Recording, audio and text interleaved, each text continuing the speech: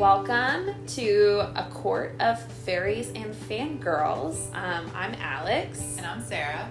And this is a Sarah J. Maas fan podcast where we are obsessed with her books and can't stop thinking about it or talking about it. So we figured, why not record us thinking and talking about it? So we're going to break down chapters, go through each book separately, go into character analysis and any thoughts or kind of theories that we have about books, characters, plots, etc. And maybe play some fun games along the way. Exactly. So welcome and enjoy.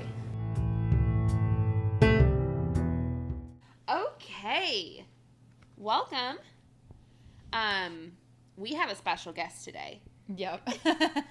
His name is Bruce. He's not going to be talking much, but if you hear a bark, that's Bruce. That's what's happening. That's Bruce. Just a warning in case you're like, where'd that come from?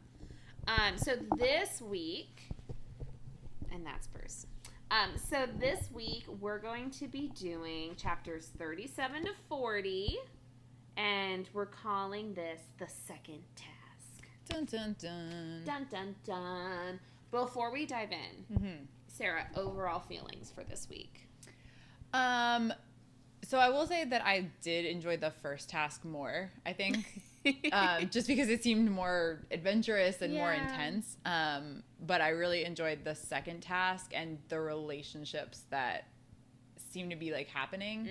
I feel like there's a lot more going on than we initially thought under the mountain. Exactly. So I'm like interested in like the court politics and everything that's happening. So like that I want to know more about. Yeah, I put a lot of like little like question marks of like, what does this mean? What about this?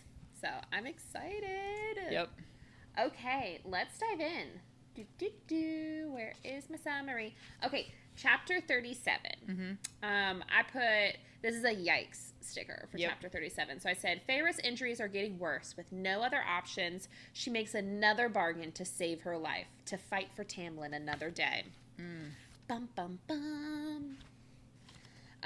Okay, so when we left Feyre, she just finished the first task. Right. And had the crap beaten out of her. Yes. So she's in her cell.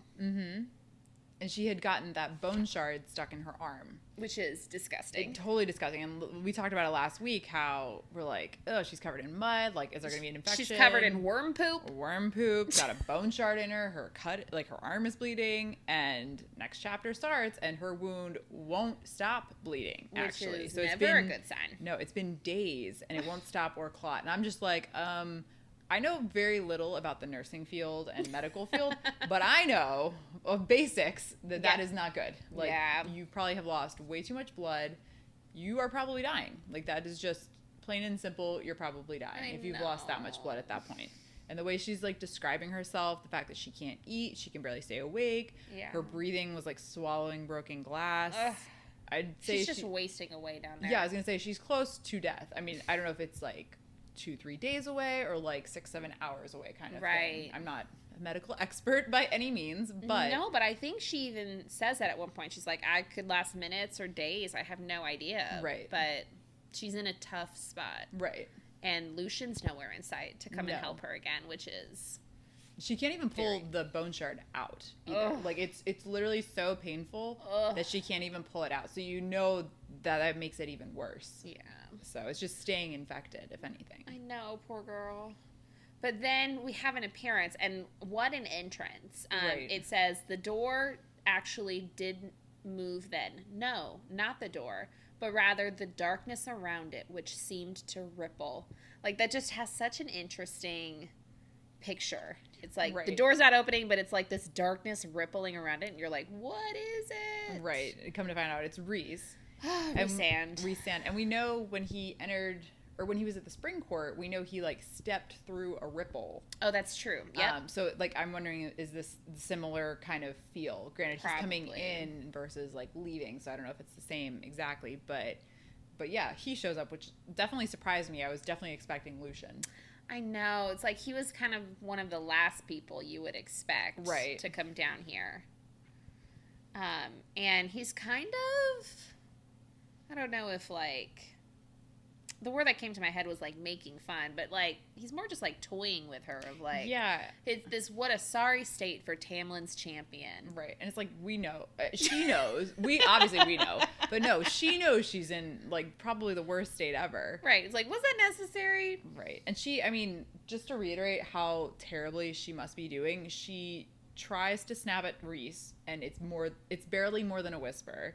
She tries to move her legs so she can kick or scramble away, but she literally can't even lift her legs because they're so heavy like lead. So it's like, this poor girl must be just really not doing well. Right. And he keeps bringing up Tamlin. What a sorry state for Tamlin's champion. What would Tamlin say if he knew his beloved was rotting away down here? Mm-hmm. I'm like, Reese, why are you so obsessed with Tamlin? Right. I mean, we know they have beef. Yes, we know they have beef. But we don't know exactly all of that. Yeah. But we do, interestingly enough, find out that Reese is the one that bet on her in the first task that she would win. Because he says that she made him a lot of money. So I was like, really? Of all the people, you were not on my list of guesses as to who bet on Farrah. Not at all. And I'm wondering, like, why?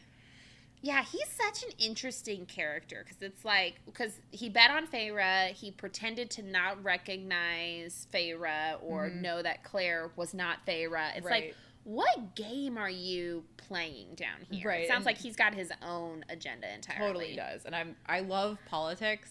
And do you? Well, I like fairy tale politics. Fair enough. Real politics, way too ridiculous. But in like books and movies, it's like so interesting because you're like, what are their intentions? Who are they going to wind up with? What's the underlying reasons? I love it. It's way more interesting. So I want to know more. Yeah. And then he also mentions that he came here to offer her help. Right.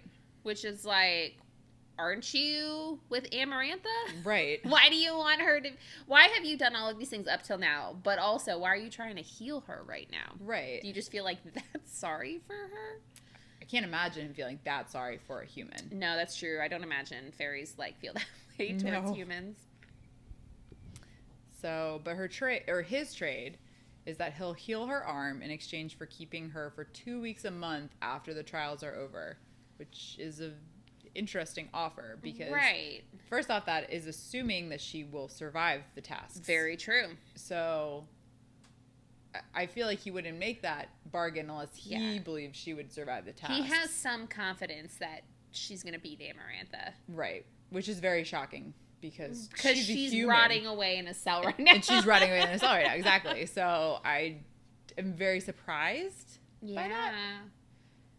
It's like, it's one of those things, though, where I wonder if it's, you know how there's, like, certain people who will switch sides based off of who they think has the better chance of winning, like someone who's very much, like, back and forth. It's like, is that Rhysand? Like, does he just, for some reason, think Farrah has better odds, and so he's just, like, trying to ditch Amarantha and just go with the route that he think will win? In the end? Maybe. Like, is that his motive? Maybe. Or maybe he has some other kind of deal on the side where if Farrah wins everything, he is released. Or, you know what I mean? Like, he might have some ulterior motive as to, like, a different deal. And so he's trying to help Farrah so it helps him. Yeah. Possibly. I don't know. That's a good idea. And also, that's kind of, I don't know if that's... I don't want to say a fair trade. I mean, granted, she's dying, so feel like any kind of healing is a fair trade at that point. But I was like, 2 weeks a month, that's a lot of time. That's a lot. That's half the month. That's a long time. So 50% of your time would be spent in the night court. Forever, yeah. 50% till you die would be spent at the night court with Rhys instead of the spring court with Tamlin. Impossible to have a life at the spring court, I feel right. Like. If you're gone that long. Yeah. I don't know. But it seems, though, like he really wants this deal to happen. Yeah. Because, like, when she's kind of, like, blowing him off, he's like... He says he grabbed, like, the shard of bone in my arm and was twisting. Like, he's trying to be like, you are dying and you are in pain. Take my deal. Right. And it's like, he's very obsessed with getting her to take this deal, it feels like. Right. And we find out why Lucien couldn't come help. Right. Yeah, I was going to say Farrah initially declines, but then Reese is pointing out basically the obvious, like, oh, well, you could take this deal, or you could wait for somebody to hopefully come, which would be Lucien, obviously. But we learned that Lucien has basically been keeping a low profile because he was punished by Tamlin on behalf of Amarantha because he helped Farrah during the first task, which like, makes me feel so bad. But, like, I'm super happy Lucien did. Obviously, he saved her life. And it's super bold of him to have done that, but it sucks that he's now punished for it and that Tamlin was the one that had to do it, which was like, what, 20 lashes or something? Yeah, I think so. Which, you know, like, Tamlin was obviously hating every second of that. Right. Ugh. So it's like, poor Lucien, but then Farrah's in that tough spot of, will Lucien come? Can he come? Right, yeah. What other options do I have? And she said something that... She said something that I literally just put like a frowny face next to. She said, I was dying. I'd known it for some time now, and Lucien had underestimated my abilities in the past, had never quite grasped my limitations as a human. And then it goes on to say, he'd even admitted to hesitating that day when I had screamed for help, and he might not even know how bad off I was. Might not understand the gravity of an infection like this. He might come a day, an hour, a minute too late. It's like, oh. But I mean, it's true. It's, like, she has reason to doubt. Yeah. But then again, she also doesn't, because he did come down there. He fixed her nose and, you know, helped her when he could. And he's clearly looking out for her. But like Rhysand just told her, you know, he's been punished, so we don't really know if he's going to be able to sneak away, if he's trying to keep a low profile. I know. So it's kind of hard. I mean, it puts Farrah in a bad spot, but also it's one of those things. She knows she's dying. She's been bleeding for several days. At what point do you just make the decision to take the bad offer, even though it's your only offer? Yeah. Because you don't really know. Well, she does negotiate it, though, which I'm proud that she did that. I'm surprised that Rhysand let her, because it's like, you hold all the cards right now, bud. But so she kind of negotiates it down to a week, right, and then agrees to the deal. I know. And I think what really kind of sold her on the deal, it wasn't so much even the fact that she would save herself, it's the fact that by saving herself she can save Tamlin. Because if she's dead, then, you know, who can save Tamlin? He's stuck in Amarantha's court forever. So, which, like, she's just so selfless. I know. She says, for Tamlin, I would sell my soul. I would give up everything I had for him to be free.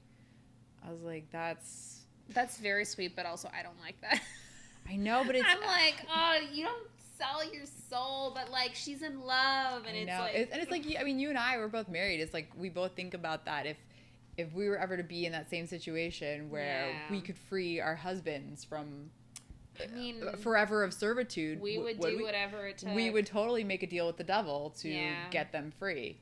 And granted, she does bargain down for a week, which I love that even in her, like, super weak state, she still has the nerve to go ahead and bargain down to a week. I know. She's a fighter. I know. I love that. So when the deal is struck, we learn about a night court tradition. Yeah, which is super interesting. Where bargains are permanently marked upon the flesh with these swirling black tattoos. And hers is up her arm, her left forearm and hand, covers the entirety of it, and there's an eye in the center of her palm, which is kind of creepy. Yep. Whenever I see, like... I don't know why, but I see an eye and I think Freemason. That just, like, pops into my head every time when I see, like, random eyes everywhere. I think the evil eye. Yeah. That's what I think of. But either way, I wouldn't want an eyeball tattooed on my palm. It's just it's an odd thing. And she's like, why didn't you tell me? And he's like, you didn't ask. Which cracks me up, because she should know at this point, like, the fairies don't ever give anything away for free. They really don't. Unless you're specifically asking. And even if you specifically ask, they could still lie. So yeah, it's kind of shame on her for not thinking. But who would think that you're just magically going to be covered in tattoos all over your arm? Yeah, that was a surprise for sure.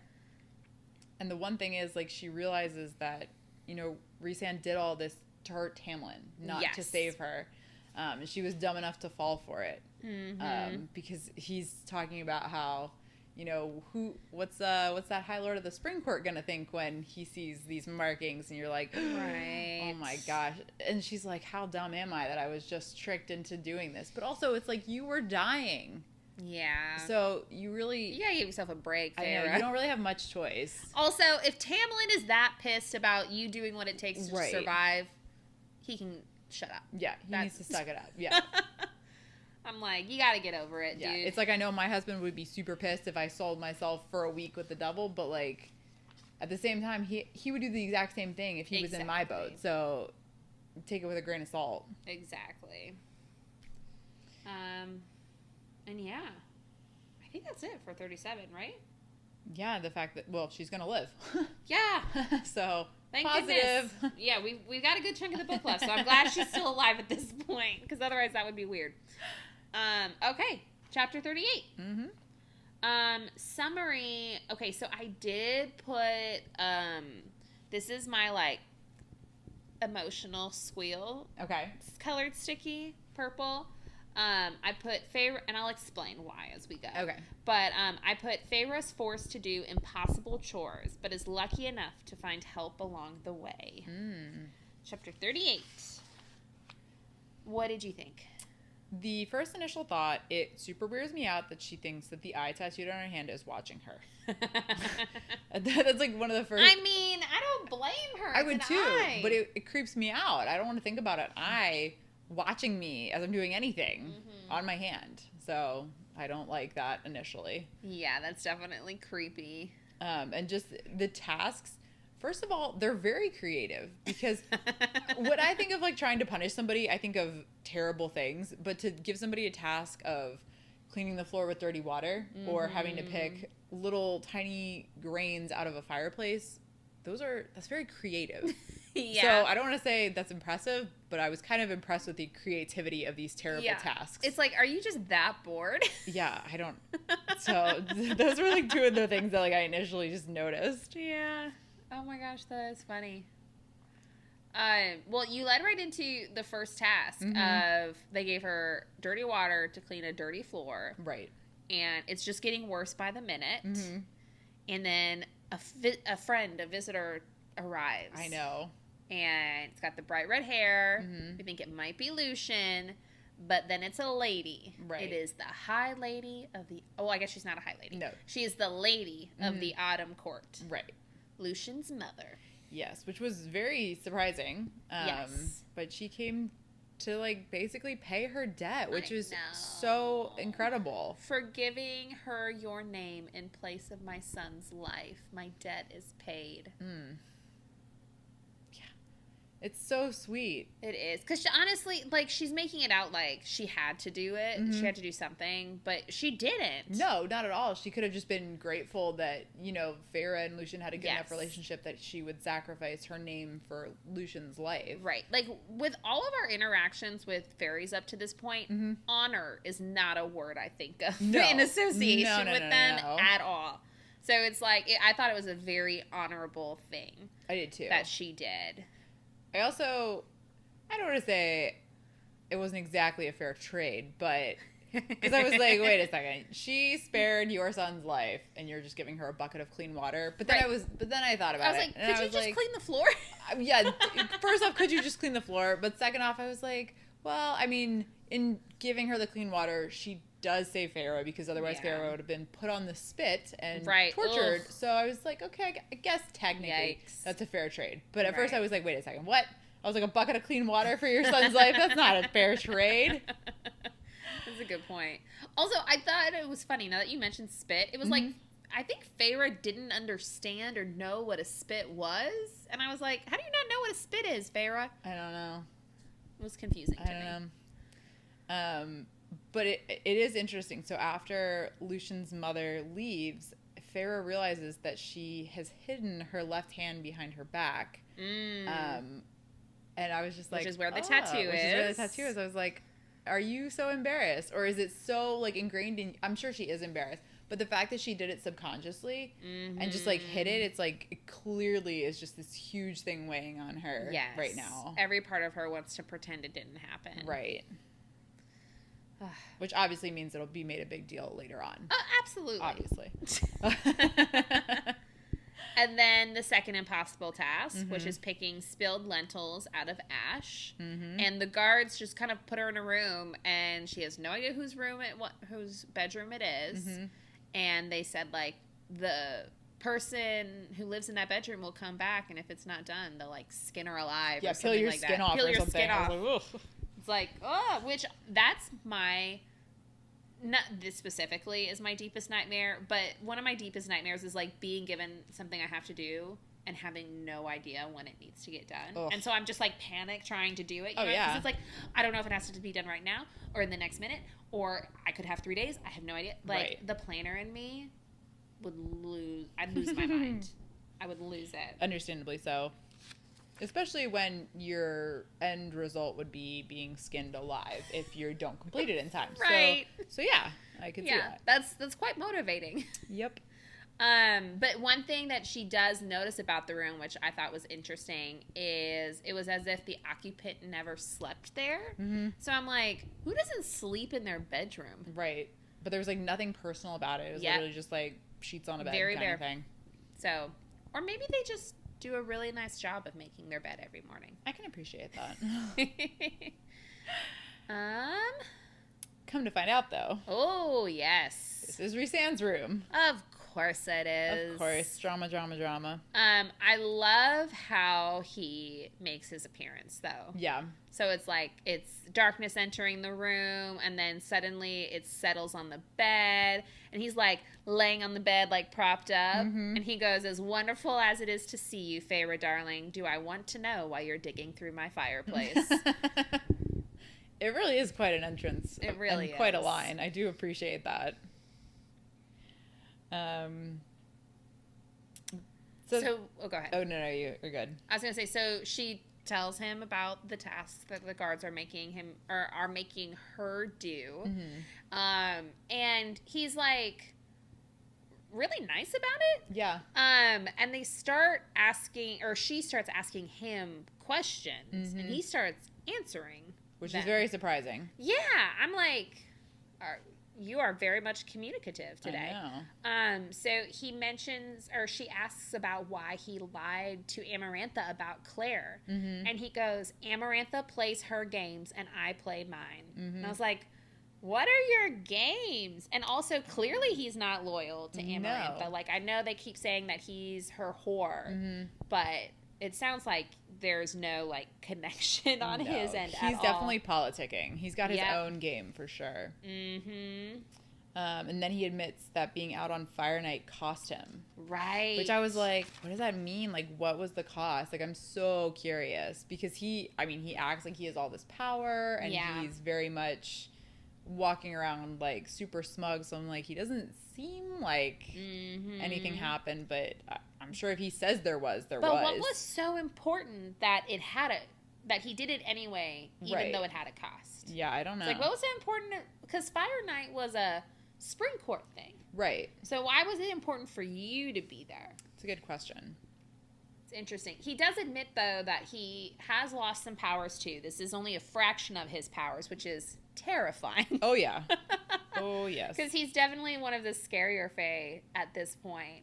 He talks about how Tamlin has brute strength and shape-shifting, but his arsenal is a far deadlier assortment. And I was like, yeah, it is. And also, in regards to the shape-shifting, I thought it was interesting. He said that all the High Lords can shape-shift. Oh, yeah. And so I was like, what does everybody else turn into? Like, that's a good question. Like, because he said he prefers his wings and talons. So I was like, does he become a bird? Like, because I was like, what else is wings and talons? Granted, then he transforms for her, or at least like partially. A weird bat-like man creature. Yeah. Which I want to point out something that is so gross to me.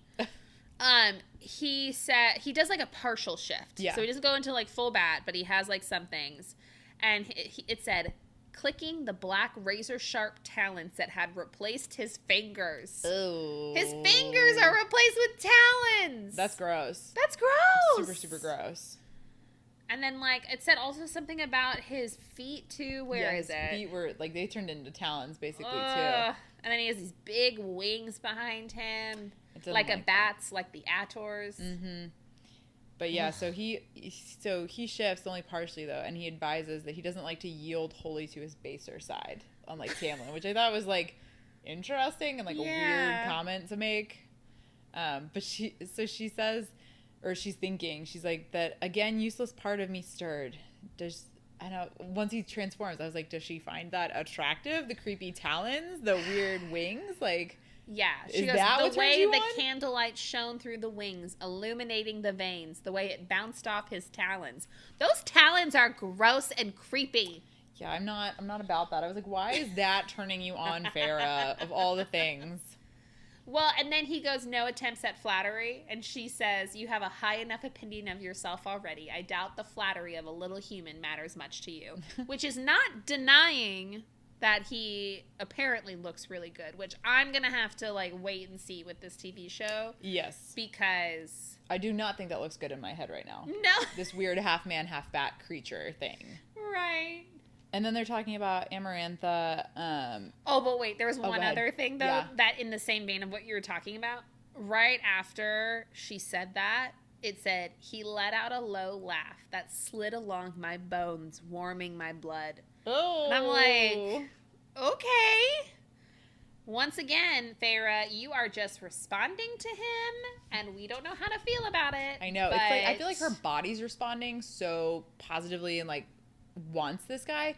But that's all I'm getting from her. Yeah, her body wants him, but her head and her heart are like, no, thank you. Right, because she just loves Tamlin so much. Right. And also, Rhys is not, like, the best guy currently. Granted, he saved her, but, like, that's all he's done right now. Yeah, if we were to, like, weigh on a scale the good things he's done and the bad things, it would be greatly outweighed right now. Absolutely. But I thought that was interesting. But what were you saying about when they started talking about Amarantha? Oh, Rhys was basically just explaining how powerful she is and that if she ordered them to all stop breathing, they basically all would. Which is scary. Right, because I think Farrah was asking, like, why do you guys listen to her? Or, like, why is everybody following what she's saying? And he's like, if she ordered us to stop breathing, we would. But, like how is that possible? It's a great question. And then Rhys, again, just being nice to her, he completes the useless task for her. Yeah! He says, simply because she had the balls to ask. Which I love. It's a very Lucian comment. Right. But referring to when she asked if he knew the answer to the riddle. Right. Which is funny. But then he goes one step further. That's the thing. Is I'm just like, what is happening right here? He keeps helping her. Because he makes the guards not give her any more tasks. They can't touch her. Can't make her uncomfortable anymore. Any of those things. I'm just like, why are you doing this? Like, that's the big... He has so many question marks around him right now. I know. Because very much morally gray. Like, you have not done good things. No. Like, you let Claire be tortured. Right. You, like, are really mean to Tamlin. There was the head in the garden. Exactly. It's like, what... Like, you have not been a good person to now, but then...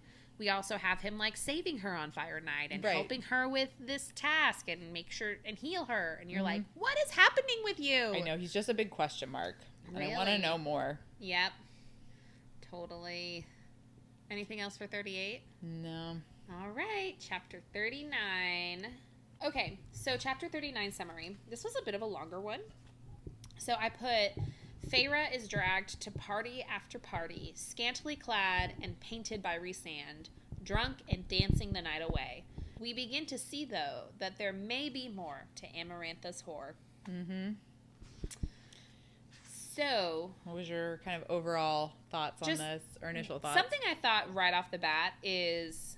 She starts getting fresh hot meals because Rhysand helped her. Mm-hmm. And she said, I gobbled it down, but cursed Rhysand's name anyway. Mm-hmm. And I'm just like, Farrah, I don't know if that's fully necessary at this moment. At this point, yeah. This point? Yeah, just be grateful at this point. Granted, I'd probably be doing the same. It's like I sold myself to 2 weeks with this guy every week. Or 1 week. Oh, yeah, 1 week. Yeah. 1 week, and now he's giving me hot meals, and he's trying to be nice, but I'm pissed, and... I know, but I'm just like... I know. Yeah, be grateful at this point. Like, you're not starving. You're not in pain anymore. Just be happy. I don't think she needs to be singing his praises. No. But I was just like, Farrah, let it go.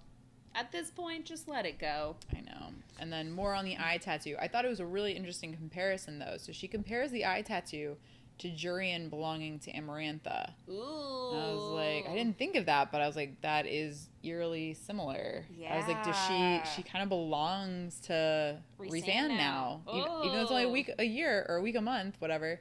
I was like, yeah. Kind of. It's very similar. And I was like, did he, like, intentionally put an eye, like, so she would be reminded of Jurian? That's a good question. I don't know. I thought that was a very interesting comparison. Yeah. And then she thinks she sees it blink, which, again, this eye tattoo is, like, creeping me out so bad. Like, who's on the other end of the eye? I know. I mean, probably Rhysand, because it's his tattoo. Probably. But... Or is she just, like, imagining things? Or is and, she like, imagining freaking out because there's an eye on her and she keeps, like, talking to it and watching it. Yeah. I'd probably go crazy and think that it's looking at me and blinking, too. Oh, my gosh. Note to self, never get an eye tattoo. No. And then, so 2 creatures appear. Right. And they're, like, covered in darkness like Rhysand, but they never, like, become fully, like, corporeal. Yeah. And they, like, take her out of her cell. Like, literally, like, through. Right, the door. Like, Farah, too. Like a ghost. I was like, okay. I know. I was like, well, that's nice that power can transfer, because that kind of would have been funny if they just, like, kept going through the door, and then she's like, I'm stuck. Hello. So they take her, they bathe her, they wash her, and then they paint her. Yes. Which is an interesting turn, right? The painter becomes painted. Yeah. It's very interesting. Very. She says, from the neck up, I was regal, but from the neck down, I was a heathen god's plaything. Ooh. I was like, well, that's very descriptive. I can very much picture what she is looking like. But she's completely painted from the neck down. Mm-hmm. Only to learn that it's to make sure nobody touches her, i.e. Tamlin. Right. Because then it will be clearly visible. Mm-hmm. Because this was all Rhysand's. Of course. His grand scheme. I know. And I'm like, okay, now is when you can curse Rhysand. Yes. Mm-hmm. Not after you eat that hot meal. Yeah. And he tells her, I don't like my belongings tampered with. Ooh. I was like, oh, I would be livid if somebody called me their belonging, especially Farah, the person who is so independent and doesn't want to rely on anybody, to now be considered someone's belonging. Yeah. I bet she is, like, internally raging right now with that comment. I can only imagine. I put, like, a big, like, eek, like, thing next to it, because I was like, Farah's not gonna like that. But something else that I want to point out that I thought was interesting is when he came up to her, he said, you look just as I hoped you would. Mm-hmm. And before I even read the next line, because it says it in, like, the next line, I was like, that sounds a lot like what Tamlin said. Right. And then it said, from the cobwebs of my memory, I recalled similar words Tamlin had once whispered in my ear. And I was like, okay, I'm glad I was on that same page. Right. But also, it's an interesting parallel. Right, the fact that they're both, like, what are they thinking? Like, why is this who they've been picturing? Well, his makes more sense. It's, you look just as I hoped you would. Right, and so it's like he hoped she would look like this heathen god's plaything, I guess. Which, I mean... It's not the worst, I guess. If you don't have any, like... What's the word I'm looking for? If you're not approved, I'm sure you love it. Mm-hmm. You know, there's a time and place for outfits like this. Very true, very true. But we find that he is dressing her up in this way to take her to parties. Yep. And he makes it very clear that he thinks Farah is going to beat Amarantha's task. Oh, yes. Very interesting. Mm-hmm. Mm-hmm. Because as soon as they go to that party, marches right up to the throne where Tamlin's sitting, of course, to taunt Tamlin. Mm-hmm. But he tells Amarantha, like, we made a bargain. 1 week with me at the Night Court every month in exchange for my healing after her first task for the rest of her life. And it says, he added casually, but his eyes were now upon Amarantha. And it says that she straightened a little bit and fixed on me, on Rhysand, for the rest of my life. He said it as if it were going to be for a long, long while. Mm-hmm. And I love it. I'm like, this man believes in her. Mm-hmm. For whatever shitty reason it is, behind the scenes, whatever is his motive, he believes in her. Right. Which is more than what Tamlin is doing. Right. So the feminist in me is really enjoying the fact that this guy, even if he's doing it in a gross way, right, is showing the world that he thinks she's gonna win. Like, he's right. not afraid to say something. Mm-hmm. Whereas Tamlin has not said a damn thing yet. Right. So, that's my 2 cents when I hear that. And then Amarantha kind of blows them off and just says, like, enjoy my party. Mm-hmm. And Feyre gets drunk on fairy wine. Which is not the same as the summer solstice. Right. Again, do we listen to Alice? Nope. Nope. Granted, she didn't really want to drink it at first, and Rhysand is like, no, you drink. Yeah, but she still, because it says my traitorous fingers latched onto the goblet. So it's right. like, there was a part of her that wanted to also. Right. And I'm sure she was probably maybe hoping it was similar to summer solstice, where she was just so excited and kind of forgot everything that was really going on and was just happy. So I could totally understand why she would want to drink the wine. Right. Because summer solstice was just... Oh, it was the high. It was her high. So she called it joyous, freeing solstice wine. Oh. Yeah, but it is not the same. Absolutely not. She literally just... it kind of just ends, and we all of a sudden wake up in Feyre's cell not remembering anything. And she's awoken by Lucian coming in. Right. Which I was and like, wait, what? She's like getting sick everywhere. And right. It's like, oh, you poor girl. I know. Been there. Yeah, so Lucian kindly gives his cloak, which is sweet. Yes. And he reveals basically that she was lap dancing for Rhysand all night. Which is so embarrassing. Yeah. I would be mortified. Oh, yes. And I don't know if it's worse that you can't remember it. Like, I don't know. I think it's better that you can't remember it. Probably. Honestly. Yeah. Because then you're not at least going to judge yourself for all of the little actions. It's like, okay, yeah, I lap danced for him, but that was... You're more plagued by overall embarrassment. You're not running through it in your mind over and over and over. Yeah, critically analyzing, like, every single movement that you did. Right. Yeah, so I get that's true. Which is embarrassing. But also, I don't want to take any of Lucian's shit in this because he's like giving her crap about doing what she needed to do to survive and making the deal with Rhysand. And I'm like, well, Lucian, where were you? I know. Where were you? And he explains he couldn't move. He was in a lot of pain. Blah, blah, blah. But I'm like, do you not know anyone else here who could have run down and helped her? I know. I'm like, come on, Is it literally just you? Mm-hmm. There's got to be somebody in the spring court that's there that you could be like, hey, bro, like, I need you to just go do this real quick. Or how about you make a bargain with someone to go get someone down there to save her? I know. Or Tamlin, why don't you make a bargain? So Lucian giving her crap, I'm like, Lucian, you shut your mouth. I am not.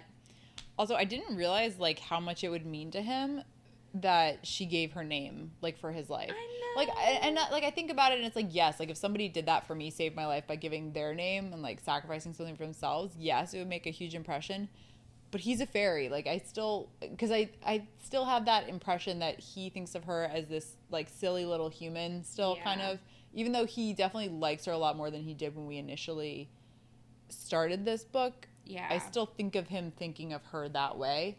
And so when he was basically saying, like, I would have done anything to get down here, I was like, interesting. Like, it truly meant that much to him. Yeah. Which is, like, sweet. Like, I don't know. No, I totally agree. And then we learned that Tamlin isn't actually under a spell, coming to find out. He's just choosing to keep quiet so that Amarantha doesn't know what affects him the most, regarding hurting Feyre and, like, what's going to affect Tamlin the most. I want it to be said, though, I have a sticky here. Mm-hmm. It says, I still don't care. And I still don't care.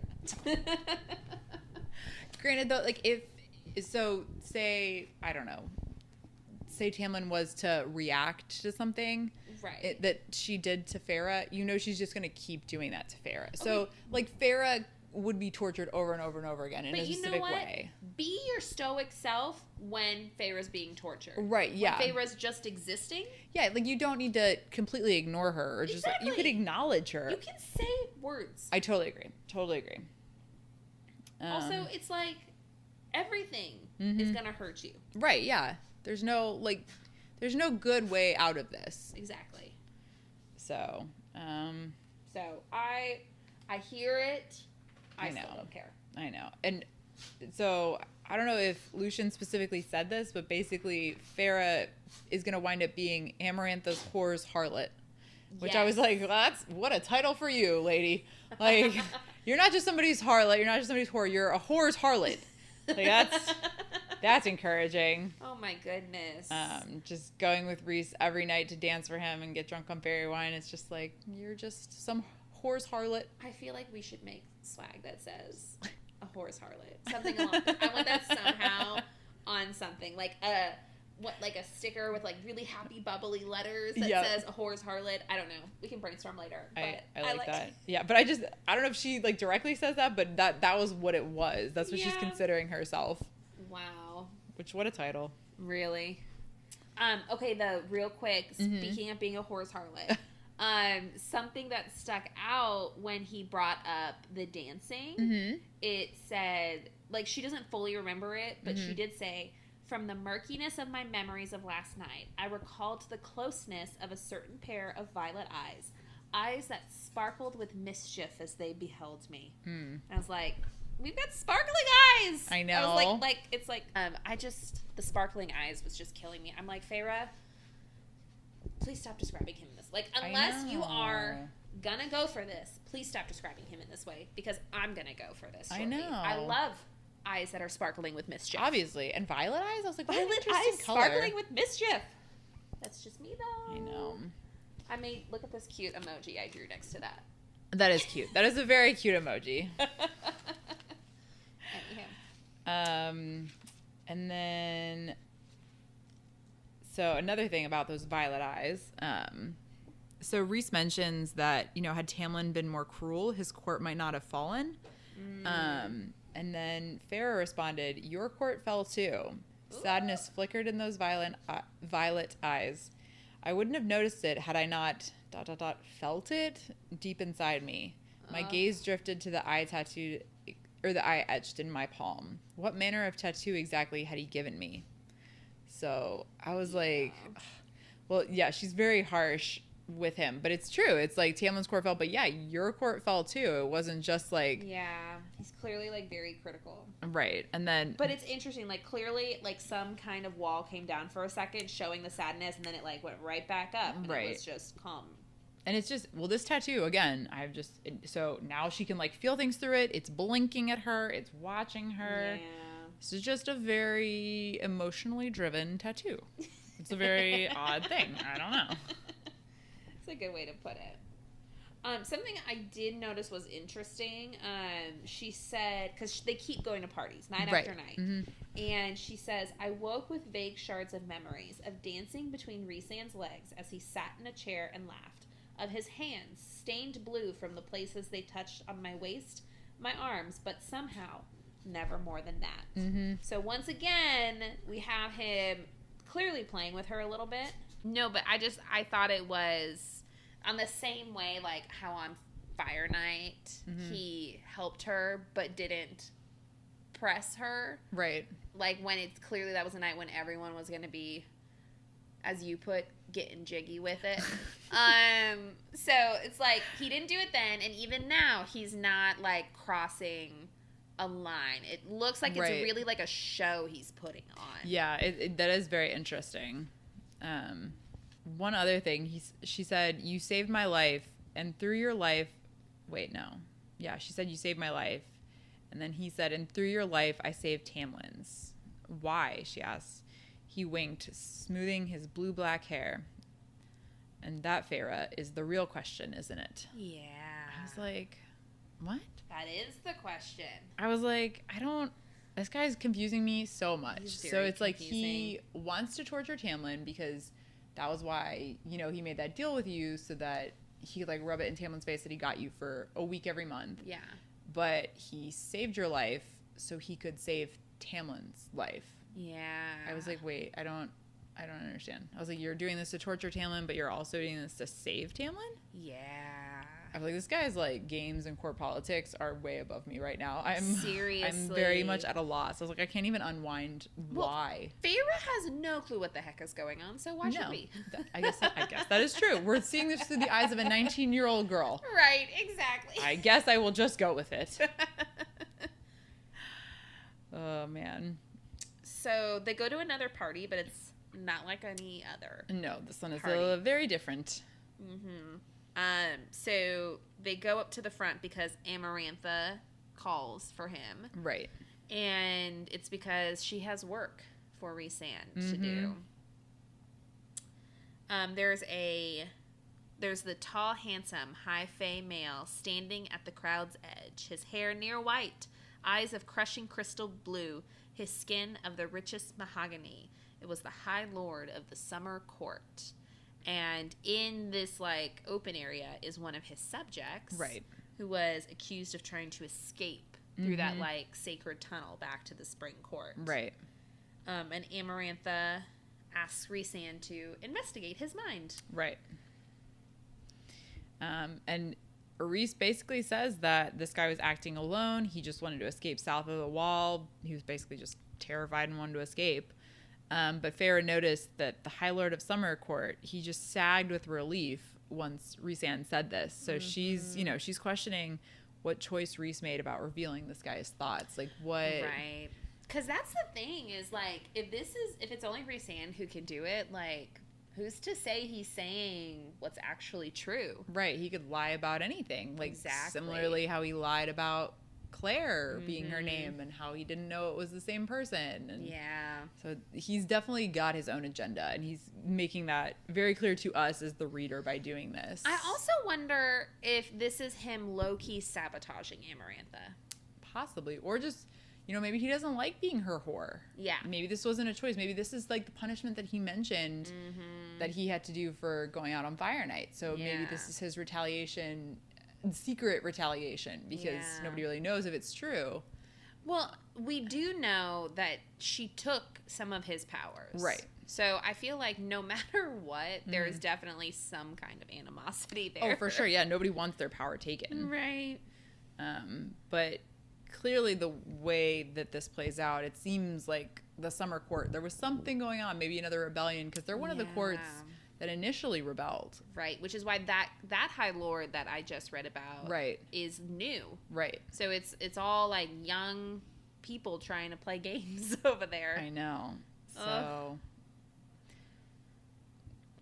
but so Amarantha basically tells Rhysand to shatter this fairy's mind, and then she said that the High Lord of the Summer Court could have the body afterward. And I thought it was interesting that it said the High Lord of the Summer Court bowed as if he'd been given a gift. Yeah. And I was like, is it that surprising that you'd get to, like, take your dead subject back home? I don't know. I just thought it was interesting. Yeah, I don't know. Also, like, why is she doing that? Why is she being nice? And also, Rhysand, I mean, instead of just breaking his mind and having this, like, drooling person, he just kills him. Yeah. Which, it's like, did he show mercy there? He definitely did. I mean, he did. You don't want anybody to be a vegetable in their head. Right. That's just terrible. And clearly, we suspect he was lying for this guy. So he'd probably want to make it quick. Right. But Amarantha's mad that he didn't shatter his mind, and he kind of just plays it off. He says, "Apologies, my queen," and then just turns around and walks away. Yeah. And it's like, part of me is like, if he didn't want to do that, I wonder if that weighs on you. You know? I don't know. But also, I think another thing, like, Amarantha must respect Rhysand enough and his powers enough that she clearly doesn't really, I mean, I'm sure there might be repercussions that we don't see, but she didn't press. She didn't press, and she just lets him do this in front of everyone. Yeah. So, I mean, I know everybody else respects him because of his mind powers and mind control and stuff like that, but she obviously does too. Yeah. So, and maybe she's just trying to keep him happy. Yeah. Maybe she likes him. Well, no, she likes Tamlin. She doesn't like him. Yeah. But I thought it was interesting. It says, maybe keeping those secrets had only been done in aid of whatever games Rhysand liked to play. Maybe sparing that fairy male by killing him swiftly rather than shattering his mind and leaving him a drooling husk had been another calculated move too. And I was like, or maybe he's not all that bad. I don't know. I know. I go back and forth. Complex characters are what I appreciate, Yeah. and he feels like a very complex character. For sure. Yep. So, it's interesting. But then he goes back to drinking food and drinking food. I said drinking food, and I was about to say eating wine. Eating food and drinking wine with her, kind of as if nothing had happened. Yeah. Which is interesting. Yep. And so that's it for 39. That's it for 39. Okay, so we're about to do the last chapter, but I really think chapters 37 through 39 painted like a really interesting picture, like you said at the beginning, of the politics happening down here. Right. Like, clearly, Amarantha does not have this thing on lockdown. No. Clearly, Rhysand has his own games. Right. Clearly, Tamlin and Lucien are also trying to work in the back. So it's like, I don't know. It gives me hope up to this point that, like, it's not over. No, there's a storm brewing. Yeah. So, anywho. Chapter 40. Chapter 40. Okay, and real quick, I'll explain this at the end. Yeah. But this isn't, I put an in my feel sticker for this one. Okay. Even though I know this is the traumatic second task. But it's very feelsy. It gave me so many feels, but like all different kinds of feels. So Yep. we can talk about the feels in a minute. But Okay. I put the second task arrives and Feyre can't beat it on her own. Yeah, that's. Oof. I was like, of all the tasks, of all the things, it's a freaking reading task. I know. Well, it's not a read. It's a riddle. It's a riddle, but it involves her reading. I know. Granted, I don't know if she would have been able to figure it out if it was read to her.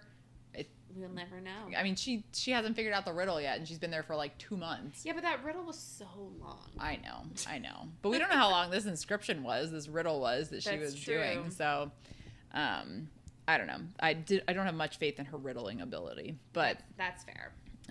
But Feyre finds herself and Lucien on opposite sides of a huge pit, separated by like a massive gate, and Lucien is chained to the floor again. So Lucien is the one that's being sacrificed. Poor Lucien. I know, the poor guy. Like, I mean, but I feel like this is probably also part of his punishment from the first task. Like, yes, he had those 20 lashes. Punishing Tamlin too. Yeah, it's punishing Tamlin. It's punishing Feyre. It's punishing Lucien. It's punishing all of them.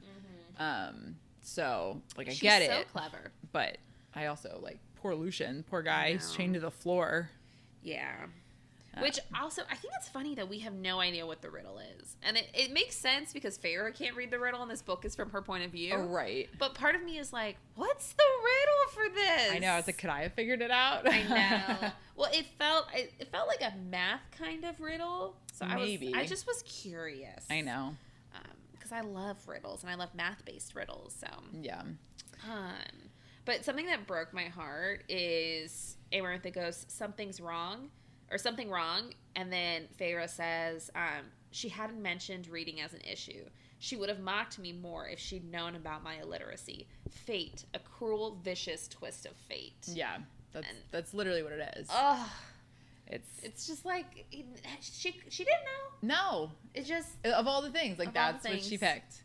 Of all the things, I do though like Feyre's analysis of the numbers, like how she determined what she was gonna pick. So it was like 2 is just right. It's like her and Tamlin. 1 is like Amarantha or the Ator, solitary creatures, and 3 was just too many, like 3 sisters all crammed into a bed. Yeah. And I was like, well, but I'd probably do something just as ridiculously similar. When you have no idea. Right, you're like, what can I associate these numbers with? Like, yeah.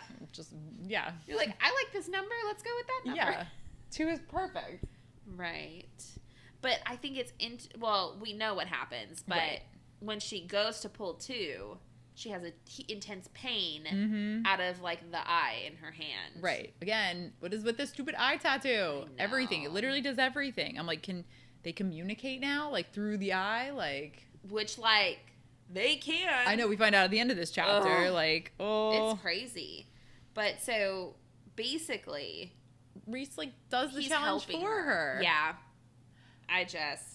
So he uses the pain in her arm to direct her to the correct lever. Right. Which I also think it's funny that, like, she's taking so long to do this. I know. Like, I'm just like, just do it already. I know. And Lucian's like, Feyre, please just pick any of them. Pull. Like, just go.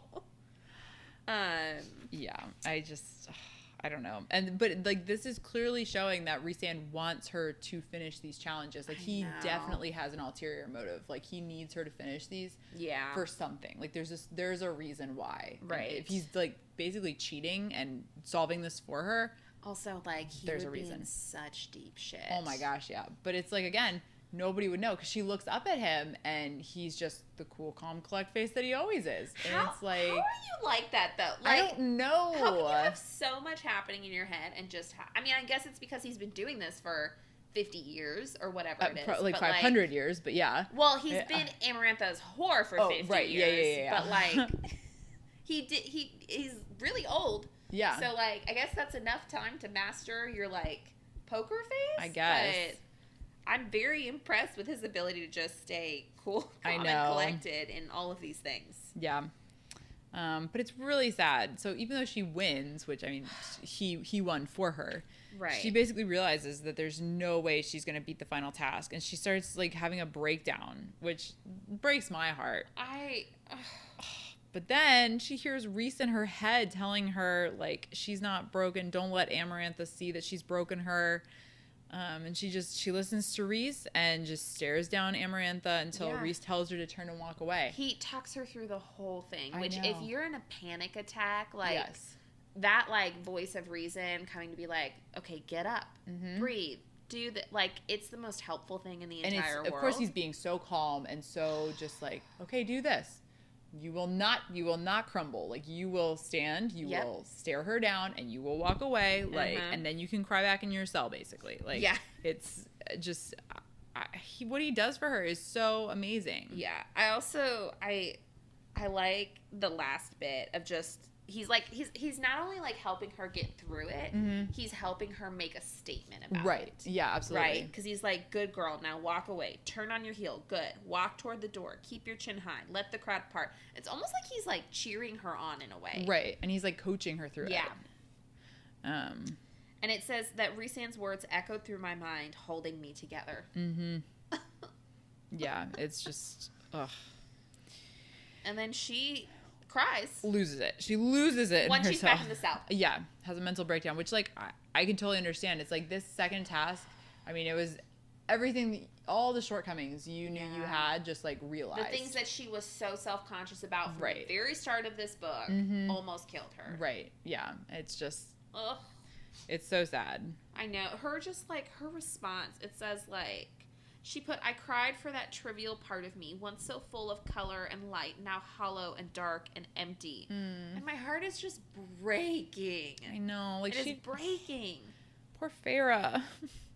It's like she'd won. It was only by cheating that I survived. Part of me is like, you still survived, though. Right. Like, you got through it. Like, you still have to do one more task. Like, you can still save Tamlin. You can still save everybody. It just, but once you get mentally in that place, it's so hard to come back from that. So true. I also wonder if she's having, because I think that this is something that women, especially women who are so used to being taken, or who are so used to taking care of other people in their families, it's like she couldn't do this one on her own. Right. She needed help. Yeah. And it happened to come from a person she didn't like. Right. But she needed help to survive. And part of me is like, and this is me like trying to like remember this wisdom in my head, is like, it's okay. It's okay to need help. It's okay to not be able to do everything on your own. And I think that's part of what she's dealing with. I don't think it's just like, she won, I can't beat her. It's that almost like I can't do it all on my own. I don't know. That's kind of what I'm getting, is like she feels extra defeated because she didn't just muscle up and do it by herself. I agree. Yeah, no, I totally think, because she's done everything for everybody for so long, and it was only just recently that Tamlin kind of helped take care of her. So exactly. And she got used to that, but then she left and everything went to crap. So I feel like she is reverting back to I need to take care of everyone kind of thing. This is just a very emotional, like the end of that task, the beginning of her like having a breakdown in the cell is like, it's literally breaking my heart. I know. And then we have an unexpected visitor, which I was shocked. I was like, really? Reese came back. Like, he came back to like comfort her, basically. He did. But it is funny. He goes, you've just beaten her second task. Tears are unnecessary. It's like he doesn't get that it's like the like pressure and tension that's been building inside of her. Right. Yeah. It's not just like crying because she lost. It's crying because she knows she's going to lose the final task. And it's like she's got to wait a month to do that. And it's crying because of the shortcomings that have come to bite her in the butt. And the crying because she failed on her own and needed help, like all of the things. Yeah, men, I know, they just don't get things. But he has quite a unique response to her crying. He goes and licks the tears off her cheek, which apparently his tongue was hot against my skin, so startling that I couldn't move as he licked away another path of salt water and then another. My body went taut and loose all at once, and I burned, even as chills shuddered along my limbs. It was only when his tongue danced along the damp edges of my lashes that I jerked back. I was like, whoa. Again, that's someone who's very close to your face. That is, first off, that's very uncomfortable. Like, I don't want anyone licking my face. That's a very bizarre feeling. Very weird. Like, just like licking your, like, I just think about somebody licking my cheeks. Like, even my husband. Like, that's a weird thing. And then, to like lick, dancing along your eyelash. I know, just very odd. So it's like very personal. And again, but like her body just has this innate response to him. Yeah. And we see it, like, this is just another example of her body just like reacting to him in like a lustful kind of way. It's like her body just wants him, right, kind of thing. And he says that too. Well, so first he goes, I figured that would get you to stop crying, which is funny. Yeah, which I'm like, okay, well, maybe he was just trying to like just give her a ridiculous response to like tears, and it's like, yeah, that would probably make me stop crying too if somebody's just licking my cheeks. Exactly. But then he also goes, I could have sworn I detected something that felt differently. Yeah. And I was like, oh, I know. So I was like, he's clearly feeling this weird like lusting thing you got going on, Farrah. Yep. Yeah, so it was a unique, like, it's so sweet that he came to check on her, and then just the fact that he really helped her from like breaking down. I mean, she says, it took me a long while to realize that Rhysand, whether he knew it or not, had effectively kept me from shattering completely. Oh, yeah, I see why this is a In My Feels chapter. Yes. Like, it's... Like, I put... So, for the In My Feels stickies, I've been trying to list what my feels are. Right, yeah. And I have a lot of feels on this one. Because it's like, I have, like, heartbreak feels. Right. I have, like, proud feels because I'm like, you still survived. Right. I have don't give up feels because I'm like, come on, Farrah. I have, like, ass screaming at, like, licking her face and Rhys's help feels. Right. It's like, it's a lot of different feels. It is. So.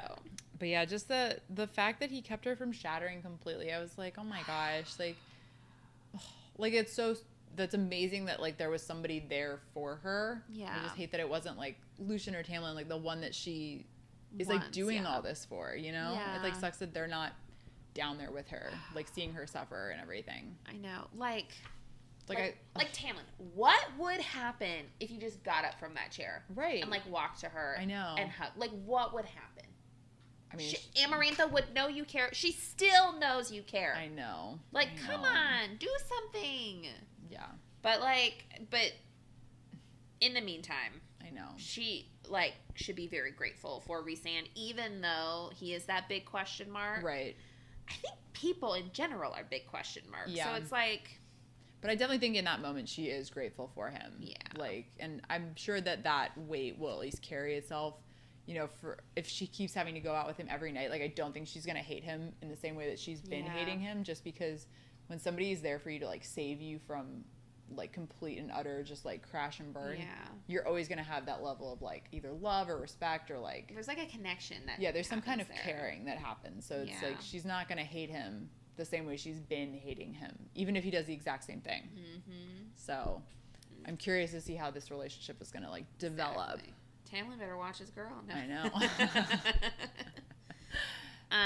I do think though that it was funny that Rhysand was joking like about making her learn to read when she comes and visits him. Oh my gosh, as like a form of torture. That's so funny. Yeah, but it is interesting that he's not there to like let her wallow. Right. He's very much like, get out of it. Yeah, like this is what it is. Face it. Like deal with it. Which like I can appreciate because I'd rather have that than somebody that just like lets me wallow, lets me sit in sorrow, because it takes forever to get out of. Like the longer you sulk, the harder it is. So no, totally. Like he's like, no, you got to snap out of this. We got a month left. Like let's do this. Like I got to win for whatever reason. Game face on. But let's go. Yeah. So that's true. We got to keep bringing up. We don't know what his motive is. No. So it's like he's doing nice things, but it's like what for? Right. So that was the end of our section. Yep, that's episode 9. Ah! So next week is our last episode of this season. Finale! I love that. Yeah, it's our finale. We're going from chapters 41 to the end, which is chapter 46. Oh my gosh. And we're going to finish the story up and see what happens. Is it called task number 3? Is that our section? What did I call it? No, I put the end. Oh, the end. Okay. But yeah, so lots more exciting things to come next week. We'll see how the third task. We got to know about the third task. We got to know about what the heck's going on with Amarantha. Can we break the curse? What's going on with Tamlin? Who is Rhysand and why is he doing what he's doing? All that and more to come next week. Thank you so much for listening to A Court of Fairies and Fangirls, a Sarah J. Maas fan podcast. Please rate, review, and subscribe. And let us know what you think. Jump in on the conversation. We look forward to chatting with you more next week. Bye-bye.